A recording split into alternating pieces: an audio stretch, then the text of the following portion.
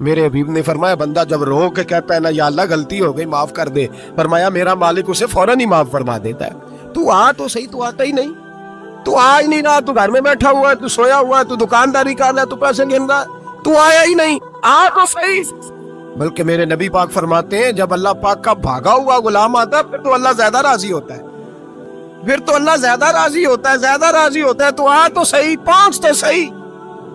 بلکہ صوفیات تو اور بات کرتے ہیں، وہ کہتے ہیں تو کبھی بھول کے بھی رب رب کرے تو اللہ تو اسے بھی قبول کر لیتا ہے، بھول کے۔ ملا رومی کہتے ہیں بنی اسرائیل کا بندہ ہے، صنم پتھر کو کہتے ہیں، بت کو کہتے ہیں، بت کے سامنے کھڑا ہے اور ساری رات کہتا ہے یا صنم یا صنم یا صنم، اے پتھر اے بت، ساری رات پکارتا رہا۔ رات گہری ہو گئی، نیند کا غلبہ تھک گیا، سونے کے قریب آیا تو غلطی سے منہ سے نکل گیا یا صمد، یا صنم کی جگہ نکل گیا۔ رب کریم نے فرمایا جبریل دوڑ کے جا، جو مانگتا ہے اسے دے دے۔ حضرت جبریل عرض کرتے ہیں مولا بھول کے تیرا نام لے رہا ہے، بھول کے لے رہا ہے۔ تو رب کریم نے فرمایا چل نام تو میرا ہی لے رہا ہے نا، میرا لے رہا ہے نا یا اللہ۔ وہ اللہ کریم نے فرمایا جھوٹے کے سامنے ساری رات کا کھڑا ہے، ساری رات کا پکار رہا ہے، اسے کچھ نہیں ملا، تو سچے کا نام لیا ہے۔ اگر میں بھی کچھ نہ دوں اور بت میں اور مجھ میں فرق کیا رہ جائے گا؟ جا جو مانگتا ہے جھولی بھر کے دے، نام تو لیا ہے نا۔ او بھائی تو بہانا تو بنانا، او آ تو صحیح نا، تو یہاں آ جا، پہنچ جا، آ جا، بس بیٹھ جا، اس کی بارگاہ ناز میں حاضر ہو نا، تجھے فرصت ہی نہیں۔ تو یاروں کے لیے ٹائم نکالتا ہے، بازاروں کے لیے ٹائم نکالتا ہے، گلیوں کے لیے ٹائم نکالتا ہے، چوکوں چوراہوں کے لیے ٹائم نکالتا ہے، ہفتے میں ایک دن ہوٹلنگ کے لیے بھی جاتا ہے، لیکن کبھی چھپ کے 2 نفلوں کی تجھے توفیق نہیں ہوتی۔ اور میں کئی دفعہ کہہ چکا ہوں جس بندے کو بغیر عبادت کے رزق زیادہ ملنے لگ جائے اس پر آزمائش ہوتی ہے رب کریم کی۔ اللہ فرماتا ہے اس کو پیسے دو، اسے آنے نہ دینا، اس کو چل پیسے دوڑ جا۔ لوگ سمجھتے ہیں میں بڑا ذہین و عقل مند ہوں، دیکھو میں اپنی ہوشیاری سے چلاکی سے آگے نکل گیا، تو آزمائش ہے، یہ تو آزمائش ہے رب کریم کی طرف سے، یہ تو اس کی خفیہ تدبیر ہے۔ میرے بھائی اس کی بارگاہ ناز تک جو آ گیا، آنا تو ہماری ذمہ داری ہے کہ نہیں؟ پھر اس کی رحمت آگے بڑھ کے استقبال کر لیتی ہے، پھر اللہ کا فضل اس کو تھام لیتا ہے اس بندے۔ میرے حبیب کریم سید عالم صلی اللہ علیہ وسلم نے فرمایا اللہ نے اپنی رحمت کے 100 حصے کیے ہیں۔ حضور فرماتے ہیں ایک حصہ اللہ نے دنیا میں نازل کیا ہے۔ کتنا؟ ایک حصہ۔ فرمایا یہ جو ماں بیٹے سے پیار کرتی ہے، باپ بیٹے کے لیے مزدوری کرتا ہے، یہ جو بہن بھائی کے لیے روتی ہے، یہ جو بیوی شوہر کے لیے دعا مانگتی ہے، یہ جو بچے ماں باپ سے پیار کرتے ہیں، فرمایا یہ اس ایک رحمت کا نتیجہ ہے، ایک رحمت کا نتیجہ۔ تو صحابہ کہنے لگے یا رسول اللہ وہ 99 کدھر ہیں؟ نبی پاک نے فرمایا رب کریم نے سنبھالی ہوئی ہے، قیامت کے دن تمہیں عطا فرمائے گا۔ حضرت حبیب اجمی رحمت اللہ علیہ فرماتے ہیں میں سود کا کاروبار کرتا تھا توبہ کرنے سے پہلے، کئی دفعہ میں نے توبہ کی تھی، لیکن میری اس توبہ کے اندر صداقت نہیں ہوتی تھی۔ میرا دل بھی گواہی دیتا تھا کہ یہ نا بہت سارے بندے کہتے ہیں آئندہ نہیں کرتا، آئندہ نہیں کرتا، وقت ٹپاتے ہیں، جس طرح بندوں کو دھوکہ دیتے ہیں اس طرح معاذ اللہ توبہ بھی اسی طرح کی کرتے ہیں، لیکن بعد میں دوبارہ اسی ڈگر پہ چل نکلتے ہیں جس میں پہلے ہوتے ہیں۔ آپ فرماتے ہیں میں کئی دفعہ توبہ کرتا تھا تو توڑ دیتا تھا۔ آج میں نے توبہ کی، کس طرح کی؟ سود کا میں دھندا کرتا تھا تو میں سود کے پیسے لایا، گوشت پکنے کو دیا بیوی کو سود کے پیسوں کا، یہاں بیوی نے ہنڈیا چڑھائی، تھوڑی دیر گزری تو وہ سارا گوشت خون بن گیا۔ میری بیوی اٹھا کے لائی، کہنے لگی لے جائیے جو تو غریبوں کا خون نچوڑ کے لایا تھا نا، یہ خون بن گیا، خود بھی پی اور اولاد کو بھی پلاؤ۔ کہتے ہیں میں نے سچی توبہ کا فیصلہ کیا، آج میں نے، پہلے میں سچی توبہ کا ارادہ نہیں کرتا، آج سچی توبہ کا فیصلہ کیا اور میں نکلا حضرت حسن بصری کے پاس گیا، ان کی بیعت ہوا، توبہ کی، انہوں نے مجھے اعمال بتائے، کھری توبہ کی۔ کہتے ہیں جب توبہ کے لیے گھر سے نکلا تو چھوٹے چھوٹے بچے کھیل رہے تھے، ایک بچہ کہنے لگا پیچھے ہٹ جاؤ بہت بڑا سودیا ہے، اس کا سایہ بھی پڑ گیا تو ہمارے اندر نحوست آ جائے گی، پیچھے ہٹ جاؤ سود کا دھندا کرتا ہے۔ کہتے ہیں مجھے اور چوٹ لگی کہ یا اللہ تیری چھوٹی چھوٹی مخلوق بھی یہ سمجھتی ہے۔ کہتے ہیں میں توبہ کرنے گیا تو کھری توبہ کر کے آیا، حضرت حسن بصری کے پاس رو رو کے توبہ کی۔ میں وہاں سے واپس آیا تو بچے ابھی کھیل رہے تھے، کہتے ہیں وہ بچہ جو پہلے بولا تھا کہ پیچھے ہٹ جاؤ بڑا سود والا ہے نحوست پڑ جائے گی، وہ بچہ پھر آواز دے کے کہنے لگا دوستو پیچھے ہٹ جاؤ، رب کریم کا ولی آ رہا ہے، اللہ کا بندہ آ رہا ہے، کہ ایسا نہ ہو ہمارے پیروں سے گرد اڑے اور اس ولی کے اوپر پڑے اور اس کی توہین ہو جائے۔ اللہ ہم سے ناراض نہ ہو جائے ولی کی توہین کر کے، پیچھے ہٹ جاؤ۔ آپ فرماتے ہیں میں نے تڑپ کے آسمان کی طرف دیکھا اور میں نے کہا یا اللہ مجھے سمجھ آ گئی ہے کہ کھری توبہ کیا ہوتی ہے، سچی توبہ، اصل توبہ کیا ہوتی ہے۔ جھوٹ موٹ کی توبہ نہ کریں۔ کچھ چیزیں ایسی ہوتی ہیں بزرگ کہتے ہیں جو کتابوں سے نہیں ملتی، صرف سینوں سے ملتی ہیں۔ کورس تو فقط لفظ ہی سکھاتے ہیں، یہ آدمی ہے جو آدمی بناتے۔ میں نے کہا صاحب یہ سمجھ نہیں آئی کہ یہاں بھی صاحب وہاں بھی صاحب۔ کہنے لگے جی کس طرح؟ میں نے کہا جی یہاں قبر میں بھی سوالوں کے جواب اور پھر قیامت میں بھی۔ مجھے کہنے لگے جاؤ امام راضی کی تفسیر اٹھا کے لاؤ۔ میں تفسیر ان کے سامنے لا کے رکھی تو کہنے لگے یہ سیدنا یوسف علیہ السلام کا واقعہ ذرا دیکھو تفسیر یوسف میں، اس میں ایک عجیب بات لکھی ہے۔ حضرت یوسف علیہ السلام کے زمانے میں قحط ہو گیا تو جناب یوسف علیہ السلام نے، چونکہ آپ اللہ کے نبی سے پہلے سے جان گئے قحط ہوگا، تو حضرت یوسف نے گندم پہلے سٹاک کر لی تھی بہت زیادہ۔ باقی علاقوں میں جب قحط پڑا نا، اب سب لوگوں نے مصر کی طرف رجحان کیا گندم لینے کے لیے۔ تو حضرت یوسف علیہ السلام نے نا خیر کے دروازے پر بندے کھڑے کر دیے، فرمایا جو بندہ آئے نا اس سے 2 سوال پوچھنا۔ جو آئیں گے لوگ گندم خریدنے، جو آئے 2 سوال پوچھنا۔ ایک پوچھنا کہاں سے آیا ہے اور ایک پوچھنا لے کے کیا آیا ہے۔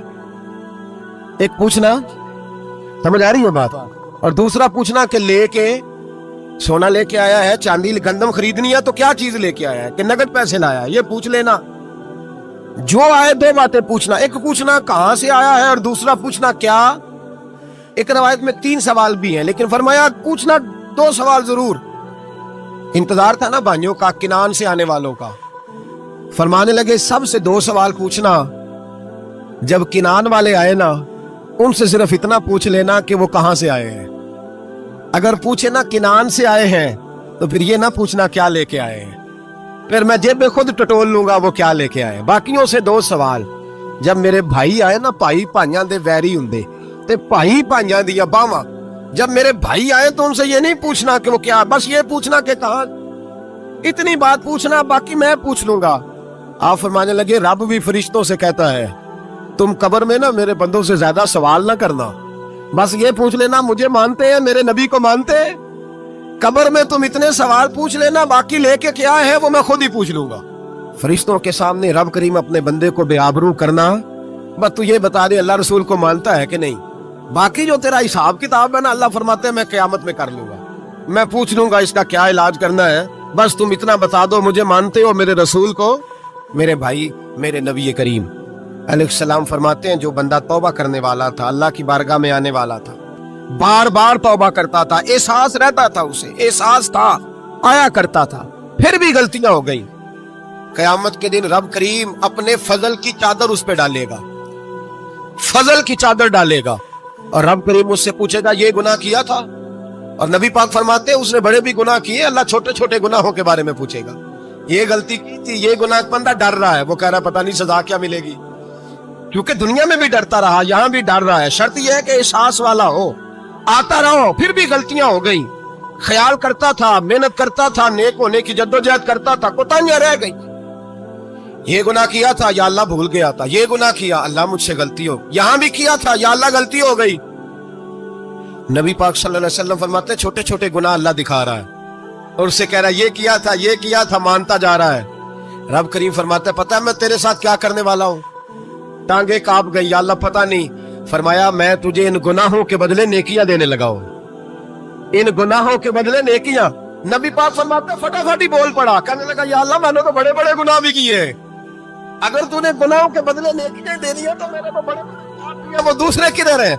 میرے حبیب کریم علیہ الصلوۃ والسلام فرماتے ہیں رب مسکرائے گا جو رب کی شان کے لائق ہے، اللہ فرمائے گا تیرے دل میں احساس تھا، تو آیا کرتا تھا، تو توبہ کرتا تھا، تو میری بارگاہ ناز میں آتا تھا، پتہ تیرے اوپر چادر کیوں ڈالی ہے؟ یا اللہ نہیں، فرمایا میں تجھے اپنی رحمت کی چادر میں چھپا کے جنت میں داخل کرنا چاہتا ہوں۔ میرے بھائی تو آ تو صحیح، تو پہنچ تو صحیح، خدا را یہ جو جتنی دنیا داری ہے نا، یہ تو آپ ہر وقت کریں گے تو راضی ہوں گے لوگ، ہر وقت، اور یہ جو ہم نے پلاننگ کی ہوئی ہے نا کہ میں فلانا کام کر کے سیانا ہو جاؤں گا، تو اتنی مہلت نہیں دی اللہ پاک، وہ کہتا فوراً آ، اپنی منصوبہ بندی بدلیں، رحمت الہی کی جانب توجہ کریں، اپنا ذہن رب کریم کے بارے میں کرم والا بنائے، اور یہ ارادہ کریں کہ میں اس کی بارگاہ میں آؤں گا تو وہ مجھے عطا کرے گا، अपने बाजू पे भरोसा ना करे, अपनी अकल पे भरोसा ना करे।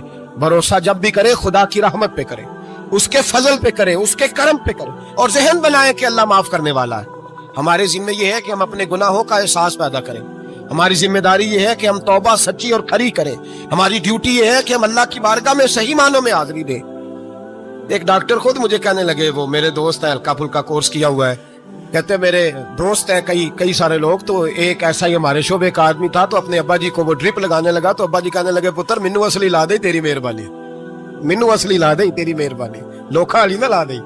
ये हाल हो गया है। दवा मुझे बताएं वो कौम इखलाकी तौर पे कितनी गिर चुकी है जो दवाइयों में जहर बेचती है, दवाइयों में।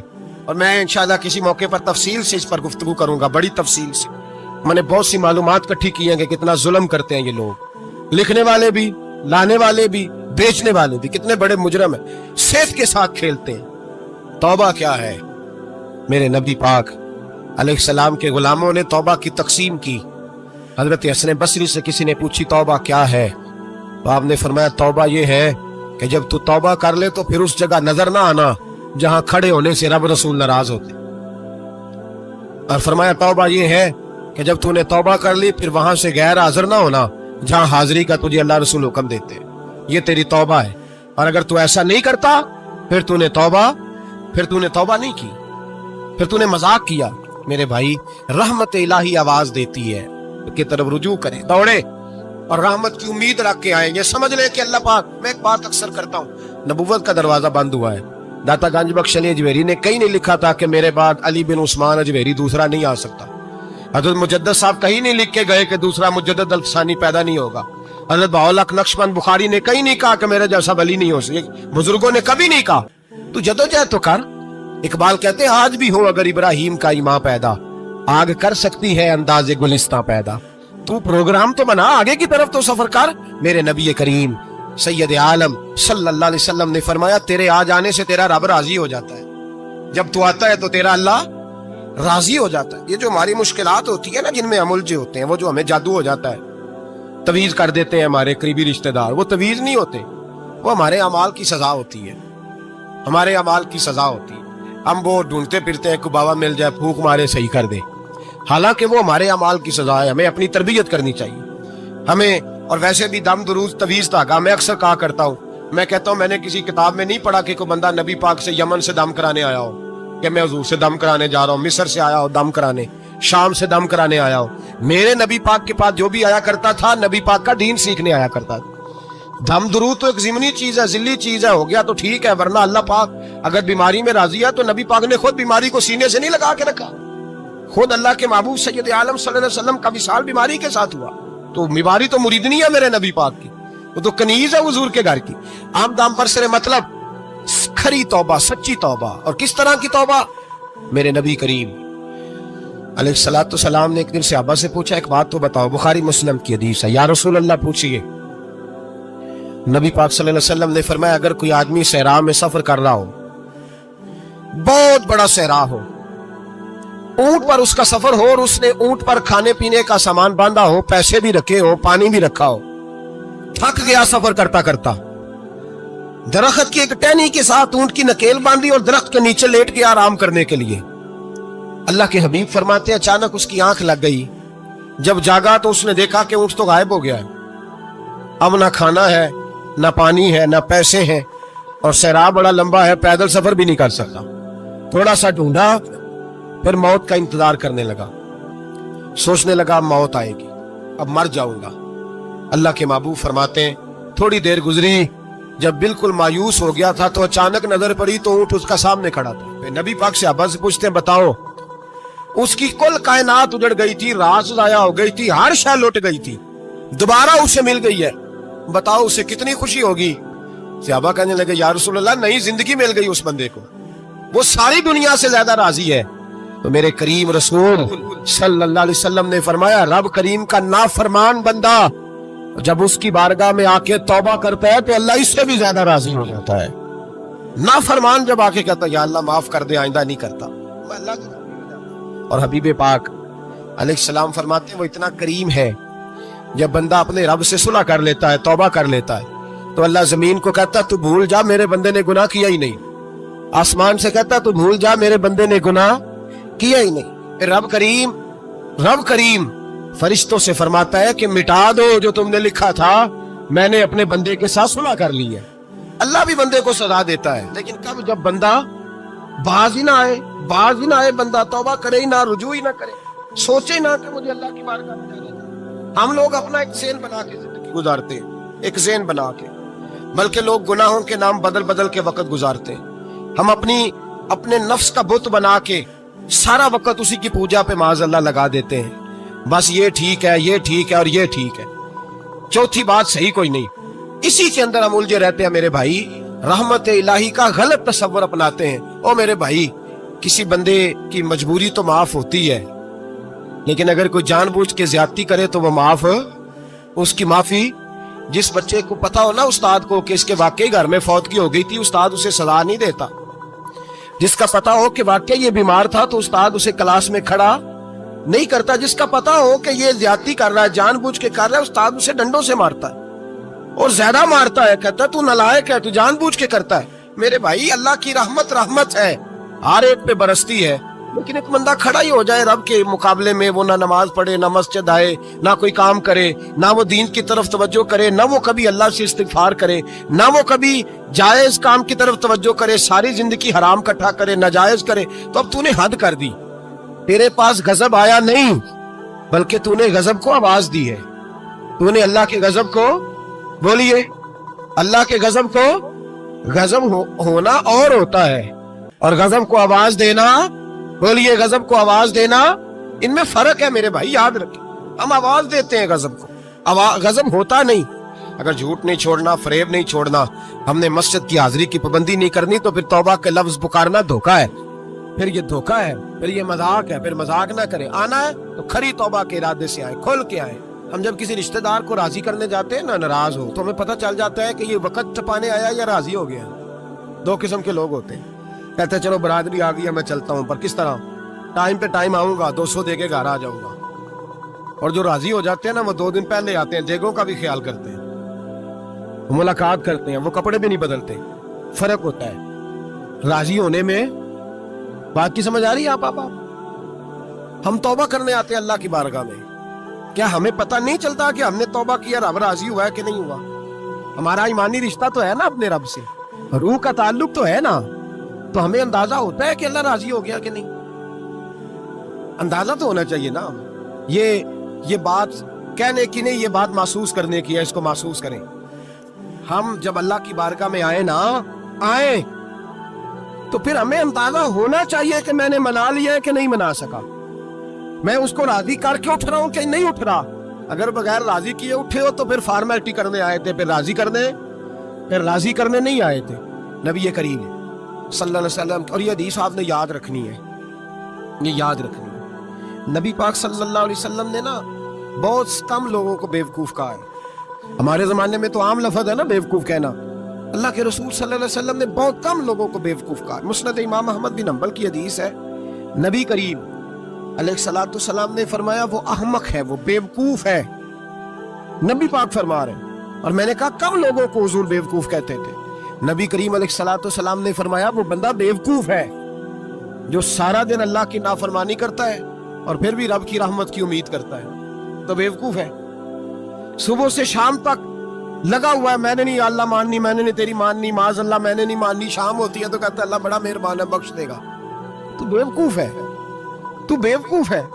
तू बताना क्या मजबूरी थी नमाज ना पढ़ने की? किसने तुझे गन पॉइंट पे कहा था हराम खाने को? और फलां आदमी की तूने गीबत की तो तेरा उसमें क्या फायदा था? ये जो तूने सिर्फ 10 बंदों को हंसाने के लिए झूठा लतीफा सुनाया, इसमें तेरा क्या नफा था? तू सुबह से शाम तक नाफरमानी करता है, शाम को कहता है अल्लाह करीम है माफ कर देगा। लौटने का प्रोग्राम बनाए, उससे कबल के रब करीम खुद जकड़ के ले आए, खुद ब खुद आए, उसके करम की तरफ तवज्जो करें, उसकी रहमत की तरफ तवज्जो करें। मेरे रसूल करीम सल्लल्लाहु अलैहि वसल्लम के पास एक देहाती आए, मौला अली शेर खुदा फरमाते मैं भी हाजिर था। कहते कभी कभी सादे बंदे आते थे पर बड़ी अजीब ही बात कर जाते थे। कहते एक देहाती आए, तामत बांधी हुई और सादा सा रुमाल कंधे पे रखा हुआ है। नबी पाक के पास आए और हुजूर से दिल लगी करने लगे, हुजूर से दिल लगी करने लगे, मीठी बातें। کہنے لگے یا رسول اللہ ایک مسئلہ پوچھنے آیا ہوں. فرمایا پوچھو. عرض کرتے ہیں حضور قیامت میں حساب کون لے گا؟ قیامت میں اب کس کو نہیں پتا کون حساب لے گا, دل لگی کی بات ہے, کون لے گا؟ نبی پاک نے فرمایا اللہ حساب لے گا. تو کہتے ہیں اس نے نا اور جملہ کہا تو ہم اس کی بات پہ حیران ہو گئے. کہنے لگے یا رسول اللہ واقعی اللہ حساب لے گا؟